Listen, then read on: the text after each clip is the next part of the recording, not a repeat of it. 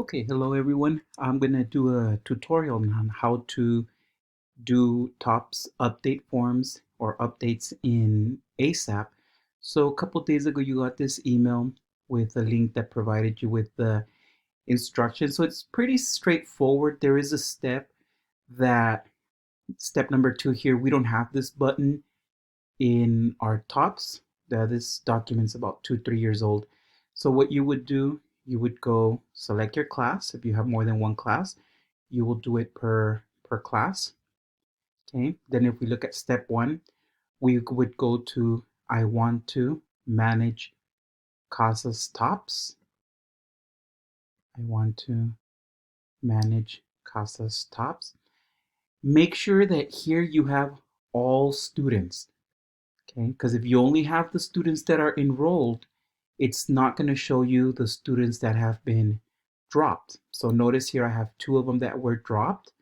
Uh, Look at the last name, Castillo Myra. If I only have enrolled, I'm not going to see Castillo Myra here. If I do all, I am going to see Castillo Myra, and you're going to see there it says drop. So very important that you have it where it says all.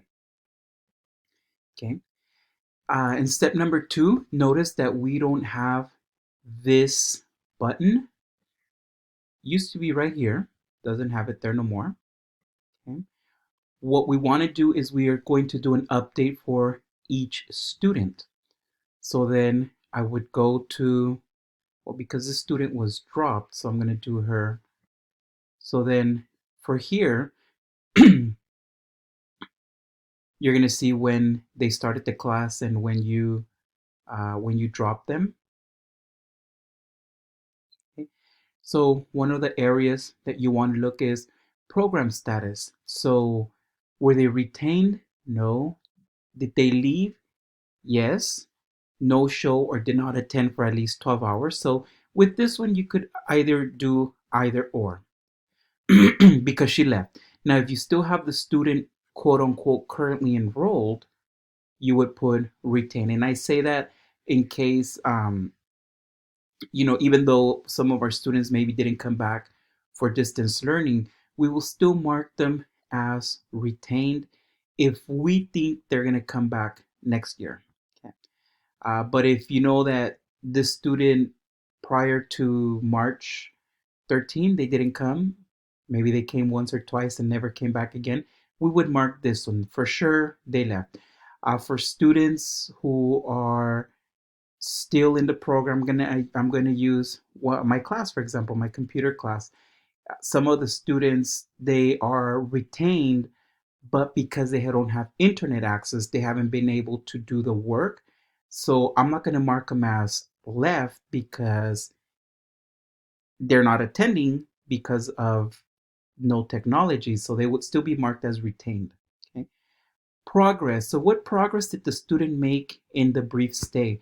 Obviously, if they were less than 12 hours, there really isn't none.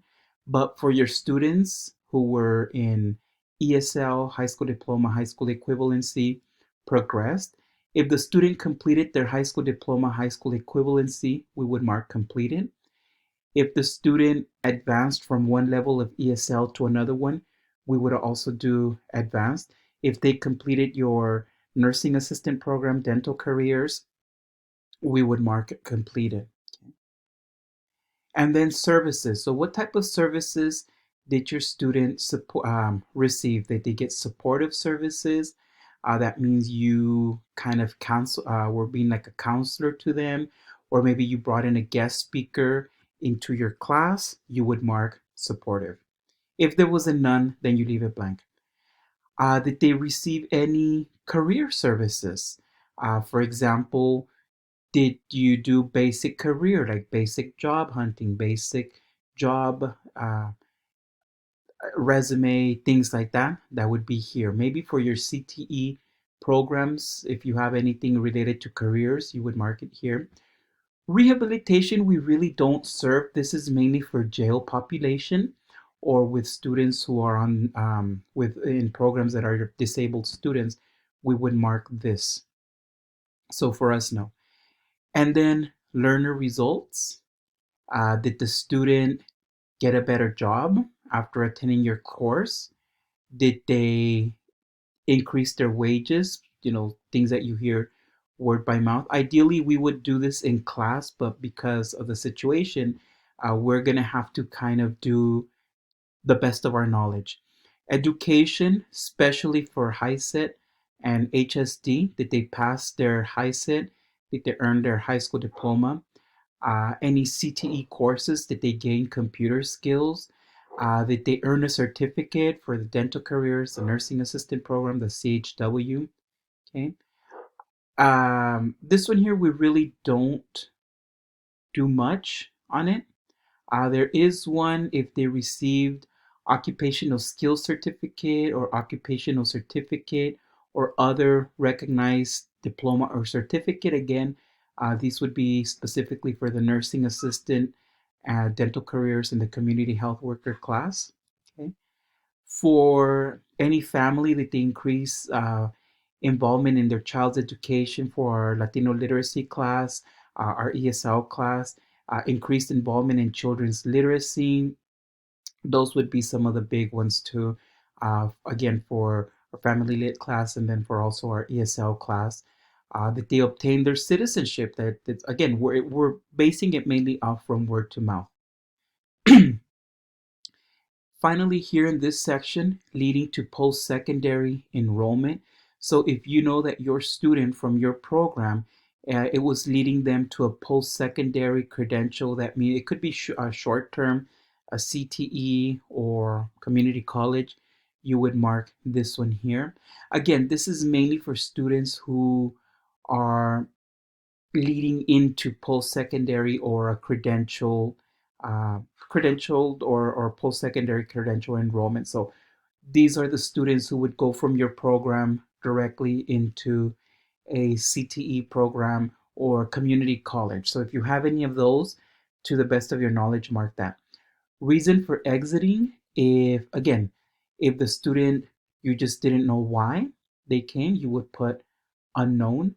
But if it's because maybe they got a job or the class, there was a schedule of conflict, maybe lack of childcare, health problem, we know that one would be a big one, especially like the ends of February. People were starting to get a little bit worried about COVID, so they would stop coming. Or public safety as well. We know in March, the last week we were open, our numbers were half of what they usually were. Unknown reason, if you just don't know why they stopped coming. Now, if the student came up to the last school day in March, then we could assume that it was the end of the program year. If they were coming consistently, we would mark end of program year. Any other reasons? Again, any of these here. So let's say I'm a student, I came to class January, most of February, and up to March 13 when everything shut down, then I'm gonna assume that that student would have stayed with us until the end of the program year. Okay. Any instructional level. Again, this is mainly for ESL, for high school diploma, high school equivalency. So what is their either their ESL level or their ABE ASC level? Okay. So if the student is a ESL beginning intermediate low, I would mark this one here. Notice that for this one, because it is a CTE class, my computer lit class, I'm going to put none. So I would put none mainly for the computer literacy class, also the family literacy class, we would put none because we're not really measuring their ESL or their adult basic education levels. Okay. Might be that the student is also enrolled in another class. So in that class, the teacher would mark the appropriate. So once you finish, you will press save and you will do that down the list. So once you finish a student, you would see a check mark right there. Okay. Any questions, please feel free to outreach to me or to Stephanie, but preferably to me because I'm the one who's working with TOPS Enterprise as well. Okay. Thank you.